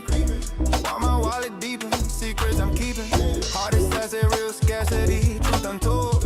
Futures decentralized, bought and sold. Late night screens glowing, digits race, adrenaline. Mining pools, hash rates is more than just meddling. While they ignore, we explore these virtual highways. Old economics crumble, new kings and sideways. Eye wide open, yet they're blind. Tradition binds, but in this rush, I'm finding new states of mind. Not just wealth, it's freedom breaking chains in this digital renaissance. Only game from bro to Bitcoin, baby, that's the motto. Stacking sats, flipping futures, no more lotto. They call it fool